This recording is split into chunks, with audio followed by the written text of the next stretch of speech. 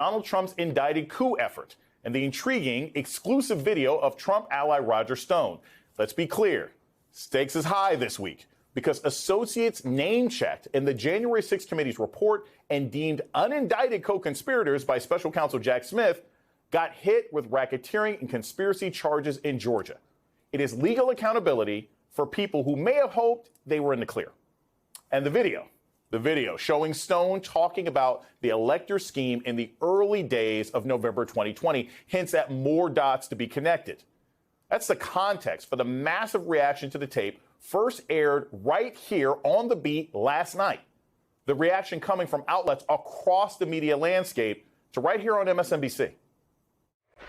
Trump ally Roger Stone dictating an outline of that plot to his assistant. Exclusive new evidence obtained by my colleague Ari Melber shows could have some explaining to do. He's laying out the fraudulent electors scheme. It's amazing he hasn't been in the indictments. It was impossible to logic out how this continues to not go against Trump. He's discussing this plot when Trump isn't even officially the loser. It is helpful to prosecutors. There are a number of people, just like Roger Stone, having that same idea at the same time. The footage is from Danish filmmaker Christopher Gould Branson, shot for his documentary A Storm Foretold. It shows long-term GOP strategist and Trump ally Roger Stone on November 5th, 2020. Now, let's be clear. That's 2 days after the election, but 2 days before the race was called for Joe Biden. Stone is dictating a message about the elector plot. The message is intended for his associates on an encrypted group chat. Here's a portion of the footage. Any legislative body may decide on the basis of overwhelming evidence of fraud to send electors to the Electoral College who accurately reflect the president's legitimate victory in their state,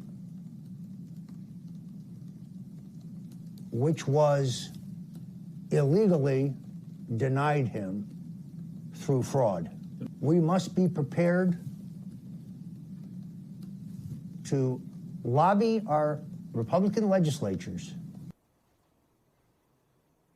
You heard it. Roger Stone outlining a plan to get Republican state legislatures to take control of the election results. The newly revealed footage marks one of the earliest known points at which Trump allies discussed the electors plot. MSNBC legal analyst Andrew Weissman pointing out Stone was doing this, quote, while out on bail from his conviction in the Mueller probe. That was for witness tampering and lying to Congress, and Trump later pardoned him. Stone declined to comment yesterday. Today, he did respond on social media, posting in part, quote, Roger Stone still did nothing wrong. Now, we don't know if or to what extent Stone acted on the elector plot. The January 6th committee did obtain the contents of the encrypted group chat Stone was addressing. According to the New York Times, quote, some members are identified only by nicknames or initials. The group includes Stop the Steal organizers and right-wing influencers like Enrique Tarrio, head of the Proud Boys, and Stuart Rhodes, leader of the Oath Keepers. Joining me now to discuss all of this is Nick Ackerman, former Watergate prosecutor who interviewed Roger Stone when investigating the Nixon case. And with us is Emily Bazelon, legal writer for the New York Times Magazine.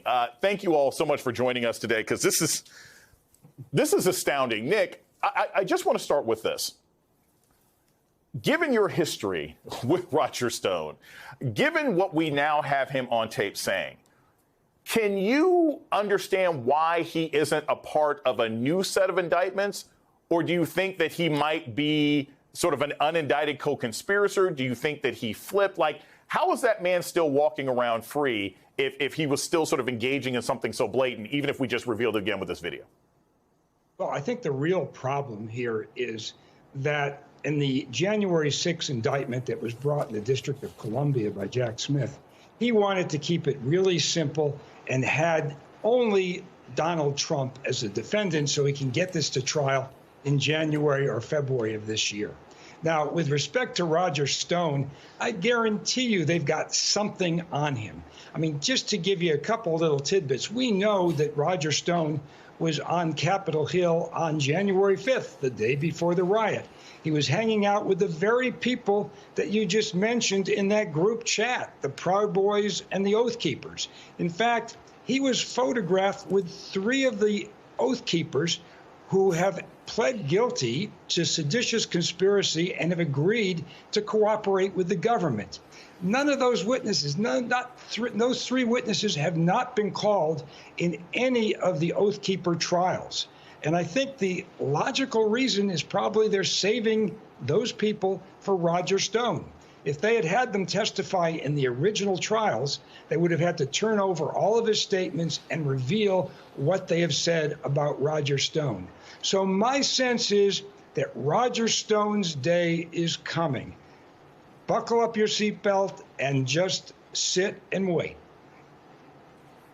Emily, so what I heard Roger Stone saying in the tape, and maybe I'm off about this, but it seems like it was sort of a sloppy 10th grade political science project version of the independent legislator theory that, you know, legislatures can kind of make their own rules and ultimately the power falls within them. Let's play devil's advocate for a second. Is there anything inherently wrong with him just voicing a crackpot theory? What is it about this particular video that is so damning? It's not just what he's saying, but it's the time he's saying it, right? Yeah, it's the time he's saying it a couple days after the election. And we know from the indictment in the Georgia case that other people are being indicted for taking actions, overt acts, in the words of RICO, the statute at issue here, for taking action to further this plot to put fake electors up and thus overturn the legitimate results of the election. And Stone seems like he's thinking through that plan here. If I was his lawyer, I would try to put a lot of weight on the fact that he says that Republicans may need to go lobby their state legislatures. And so I suppose with that kind of hedge, you could argue that he's just putting together a theory. He's just imagining a world of fraud as opposed to claiming that there actually is fraud and telling people to go get started. So the New York Times has a sort of heading about the Friends of Stone, Nick, and it talks about this group chat. The list suggests that Mr. Stone had the means to be in private contact with key players in the events on January 6th, political organizers, right-wing extremists, influential media figures who subsequently played down the attack. Look, you sort of mentioned this before. We know where Roger Stone was. We know that he was helping set fires. What is the significance when we think about the threats that have come to state legislature, the threats that have come to elected officials? What's the significance of him being on tape with people who we know have publicly advocated and engaged in and offered aid and comfort to people who've committed acts of violence for Donald Trump? Well, it's very significant because Roger Stone is basically Donald Trump's go-to guy for dirty tricks. This is the person he relied on in terms of interfacing with the Russian agents who had stolen documents out of the DNC for the 2016 election. This is the person who is always on call when Donald Trump needs him to do the dirty business that Donald Trump wants done or that Roger Stone has recommended. What we haven't seen in any of these indictments is placing the blame on anyone in the White House, either Donald Trump or anyone else, for the actual inciting of the violence that took place. And certainly Roger Stone was on the scene dealing with the people who actually did the violence. And I guarantee you, if we had a way to get every single conversation that Roger Stone had with Donald Trump on January 5th and January 6th, they'd both be indicted for inciting the violence in a nanosecond.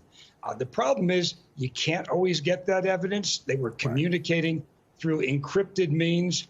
But like I said before, there are some witnesses out there that we have not heard from that may ultimately put the nail in that coffin.